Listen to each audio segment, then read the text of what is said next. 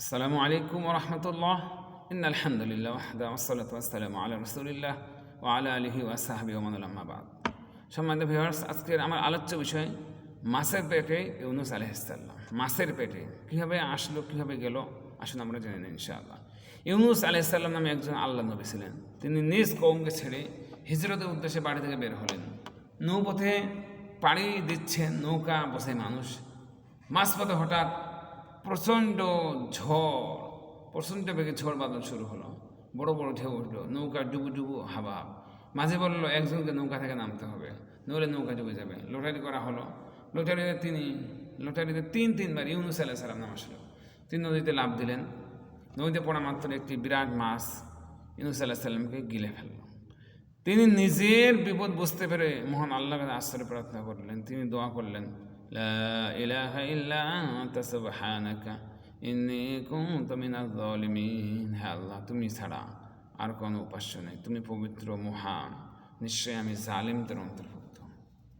এইরকম কঠিন বিপদে পড়ে মন আল্লাহকে স্মরণ করার এই দোয়া মাছের পেটে অন্ধকার, গভীর সাগরের পানির অন্ধকার এবং রাতের অন্ধকার ভেদ করে মহান আল্লাহ আরো সে পৌঁছে দেয়। মহান আল্লাহ মাছকে আদেশ করেন, সেই জন্য ইউনূসকে জীবিত অবস্থায় সাগর পাড়ে রেখে দেয়। অথবা মহান আল্লাহর আদেশে মাছ ইউনূস আলাইহিসসালামকে জীবিত অবস্থায় সাগর পাড়ে রেখে দেয়।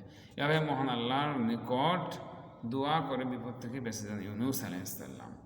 তাহলে আমরা কি বুঝতে পারলাম? বিপদ যতই কঠিন হোক না কেন, মহান আল্লাহকে একনিষ্ঠভাবে ডাকলে তিনি তা থেকে বাঁচাবেন ইনশাআল্লাহ। আপনার যত বড় বিপদ হোক না কেন, আপনি যখন বলবেন যে লা ইলাহা ইল্লা আনতা সুবহানাকা ইন্নী কুনতু মিনাজ জালিমিন, আল্লাহ নিশ্চয়ই আমি কী করেছি, আমার নিজের উপরে জুলুম করেছি আমি, হ্যাঁ আল্লাহ তুমি ছাড়া আর কোনো উপাস্য নেই, লা ইলাহা ইল্লা আনতা সুবহানাকা, তুমি পবিত্র মহান, নিশ্চয়ই আমি জালেমদের হতে, ইন্নী কুনতু মিনাজ জালিমিন, আপনি অপরাধী। দেখেন তিনটা অন্ধকার, একটা হচ্ছে মাছের পেটের অন্ধকার, একটা গভীর সমুদ্রের অন্ধকার, একটা রাতের অন্ধকার। তিনটে অন্ধকারের মধ্যে আল্লাহ ইউনূস আলাইহিস সালামকে ফেলেছিলেন এবং সেখান থেকে সে বাঁচতে পারেনি। আসুন আমরা আল্লাহর কাছে তওবা করি, আল্লাহর কাছে মাফ চাই, আল্লাহর কাছে ক্ষমা চাই। তিনি হচ্ছে আমাদের বিপদে রক্ষাকারী। আল্লাহ ছাড়া পৃথিবীতে কেউ মানুষকে বিপদ থেকে উদ্ধার করতে পারে না। কোনো গাউসুল আজম পারে না, কোনো পীর সাহেব পারে না, কোনো মুফতি সাহেব পারে না, কোনো হুজুর পারে না, কোনো দুর্গা পারে না, কোনো দরগা পারে না, কোনো মূর্তি পারে না, কেউ পারে না। বিপদ থেকে উদ্ধার করতে পারে কে? আল্লাহ সুবহানাহু ওয়া তাআলা।